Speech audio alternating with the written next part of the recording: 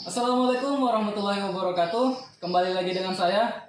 Pada video kali ini kita akan membahas tentang ketahanan pangan secara umum dan kondisi ketahanan pangan di salah satu desa di Kecamatan Bengalon.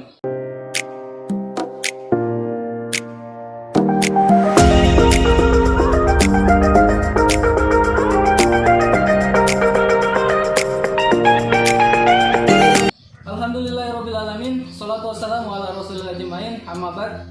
Puji syukur kehadirat Allah Subhanahu wa Ta'ala atas berkat rahmat dan hidayahnya lah sehingga kita dapat menjalankan aktivitas pada hari ini tanpa kurang sedikit apapun. Salawat serta salam semoga selalu tercurah kepada junjungan kita Nabi besar Muhammad SAW, kepada sahabatnya, pada tabi'in dan kita sebagai umatnya, semoga bisa mendapatkan syafaatnya di yaumil akhir. Seperti pada awal video tadi, saya akan membahas tentang ketahanan pangan secara umum dan kondisi ketahanan pangan di salah satu desa di Kecamatan Bengalon, yaitu Desa Tepian Indah. Kita sadari Indonesia merupakan negara yang kaya akan sumber daya alam, terutama terkait potensi bahan pangannya.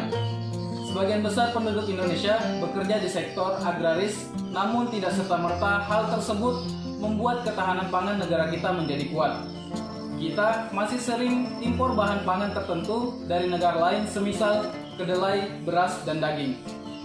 Pandemi COVID-19 yang melanda Indonesia sejak bulan Maret mengganggu banyak sekali sektor-sektor yang menyokong kehidupan masyarakat.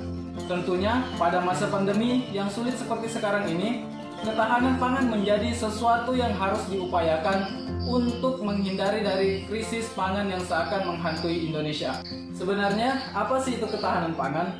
Pengertian ketahanan pangan adalah segala sesuatu yang berasal dari sumber daya hayati, baik dari pertanian, perkebunan, kehutanan, perikanan, peternakan, dan perairan, baik yang diolah maupun tidak diolah, yang diperuntukkan sebagai makanan atau minuman bagi konsumsi manusia, termasuk bahan tambahan pangan, bahan baku pangan, dan bahan lainnya yang digunakan dalam proses penyiapan, pengolahan, atau pembuatan pangan.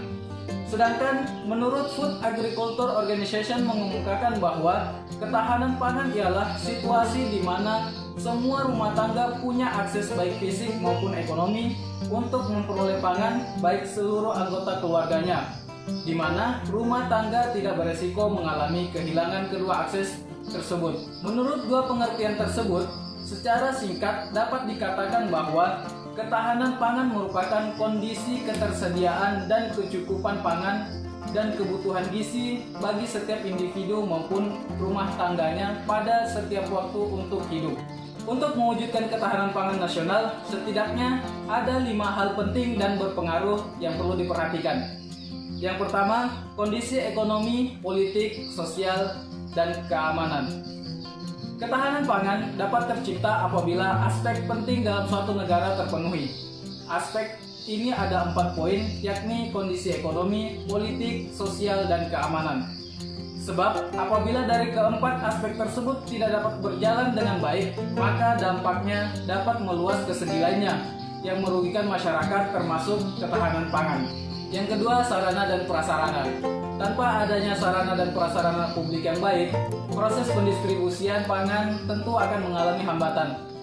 Misalnya, di sebuah wilayah yang sulit untuk diakses akan membuat distribusi terganggu, dan jika dibiarkan akan menyebabkan krisis pangan. Di sini, akses transportasi memang menjadi hal yang penting agar semua pendistribusian pangan merata ke semua wilayah. Yang ketiga, teknologi yang dikembangkan. Di zaman sekarang sangat mustahil jika tidak menggunakan teknologi dalam aspek apapun. Dalam kehidupan sehari-hari kita tidak akan terlepas dari yang namanya teknologi. Termasuk pula dalam meningkatkan ketahanan pangan di tanah air. Penggunaan teknologi dapat digunakan untuk memudahkan penyediaan pangan. Yang keempat, pengadaan lahan yang tepat. Jumlah lahan juga menjadi faktor utama dalam menjaga ketahanan pangan. Jumlah lahan yang memadai dapat memungkinkan produktivitas komoditas pangan tercukupi. Sebaliknya, jika lahan semakin menurun, maka stabilitas pangan juga dapat terganggu. Inilah yang menjadi masalah di Indonesia saat ini. Sehingga pemerintah harus memiliki strategi baru untuk menyediakan lahan untuk pertanian. Yang kelima, iklim dan cuaca. Selain keempat faktor yang telah saya jelaskan tadi, hal utama yang mempengaruhi ketahanan pangan di Indonesia adalah mengenai iklim dan cuaca. Sederhananya, apabila cuaca dan iklim dalam keadaan baik, maka produktivitas pangan akan baik pula. Namun sebaliknya, ketika cuaca dan iklim dalam keadaan buruk, tentu hal ini akan menurunkan produktivitas pangan. Seperti pada saat ini, masa pandemi itu akan mempengaruhi ketahanan pangan yang ada di Indonesia. Ketahanan pangan sendiri memiliki dua kata kunci penting, yaitu ketersediaan pangan yang cukup dan merata serta akses penduduk terhadap pangan, baik secara fisik maupun ekonomi. Jika diidentifikasi dari kedua poin tersebut, ketahanan pangan kita secara umum dapat dikatakan sempat terganggu pada saat pemberlakuan kebijakan PSBB atau pembatasan sosial berskala besar di beberapa daerah. Masyarakat diminta untuk mengurangi kontak fisik dan melakukan pekerjaan dari rumah. Hal ini sangat berpengaruh pada produksi, distribusi, dan juga konsumsi pangan yang ada di Indonesia. Hubungan pertanian dan ketahanan pangan di masa pandemi.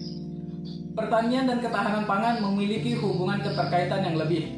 Dari pengertian pangan saja, dapat disimpulkan hampir seluruh produk pangan diproduksi oleh pertanian dalam arti luas.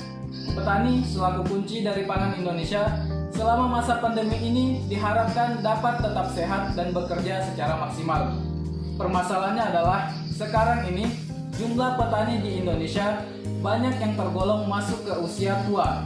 Minim sekali jumlah petani yang berasal dari kalangan milenial. Hal ini dapat berpengaruh pada produktivitas pangan. Mirisnya lagi, penggusuran dan kriminalisasi terhadap petani juga kerap terjadi, bahkan pada masa-masa pandemi seperti ini. Yang diharapkan masyarakat dapat saling berempati satu sama lain. Permasalahan lain yang berkaitan dengan pangan adalah ketersediaan lahan.